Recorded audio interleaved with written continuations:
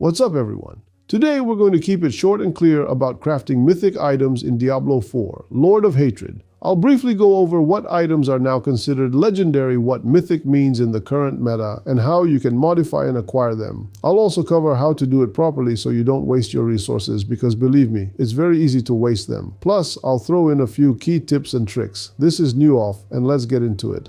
I won't state the obvious, that mythic items are currently the most powerful in the game. That much is clear. But why currently? Let me explain. It's because in the past, mythic was a specific item type. Now, mythic refers to the item's rarity. This means that not only can items like Harlequin Crest or Ring of Starless Skies be mythic, but any unique item can now drop as a mythic. So it's quite possible that the current mythic rarity tier isn't the last surprise Blizzard has in store for us. In other words, everything we used to know as a unique with fixed stats and a fixed aspect can now also drop as a mythic. Let me elaborate a bit. How does an old unique differ from a new unique? At first glance, they look the same, aside from the item power and stat rolls. But now, all unique items have only two fixed stats. Two stats are locked for each item, and the other two are completely random. I've linked a spreadsheet in the description with the list of fixed stats for every specific unique item in the game. So, you've acquired a unique item either from a drop or via crafting. You can now replace one of its properties at the occultist. Following the same principle we use to change affixes on legendary items, you can also temper unique items at the blacksmith, and you can masterwork them as well. So functionally, uniques are now identical to legendaries in terms of rolling affixes and tempering, with one exception, the aspect. On legendaries, the aspect can be changed at the occultist. On uniques, the aspect is completely fixed. However, you can change the magnitude of the unique's aspect using a specific cube recipe that requires certain crafting materials. Tip: you can find out where each material drops by hovering your mouse over the resource icon. Now, here's the most important part. How do you properly craft legendary items into mythics? It's not complicated, provided you remember one simple rule. What rule? I just explained that we can temper uniques, we can masterwork them up to rank 25 using Obducite, we can change their aspect value, and we can add sockets for runes or gems. We can do all of these things, but we must not. That's right, you heard me. If you plan on turning this item into a mythic, you cannot perform any modifications on it beforehand. Why? Because when you transfigure a unique item into a mythic in the cube, all of its properties are re-rolled. The item's name might even change. In other words, it becomes a completely different item. The only thing the new item inherits is its item type. Everything else is brand new. So, if you invested resources into modifying a unique and then crafted it into a mythic, you just wasted all those materials. Does that not quite make sense? Don't worry, I'll break it down.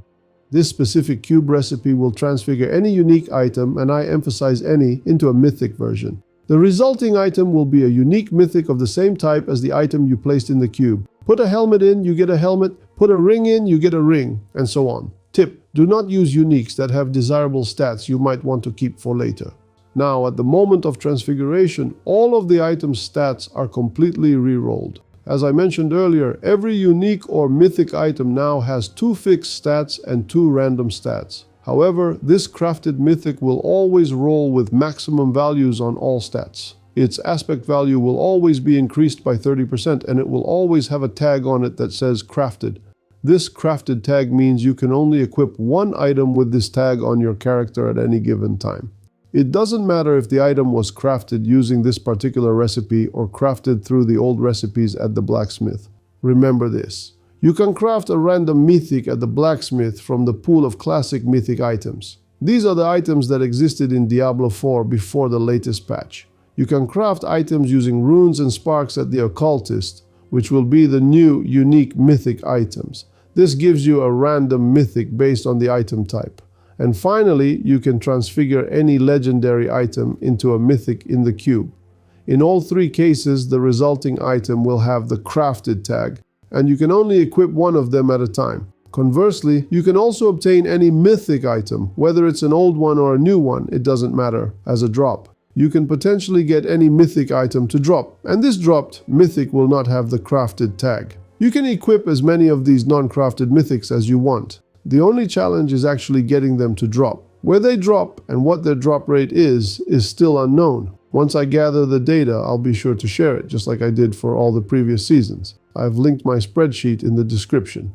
To craft the new mythic items, you'll need a new resource called Pandemonium Fragment. You can find it in your Resources tab, but hovering over it doesn't clearly show where it drops. You can get it from the caches you earn for seasonal points. You can also obtain this resource from the new seasonal boss. The entrance to this boss is located in Zabinzet.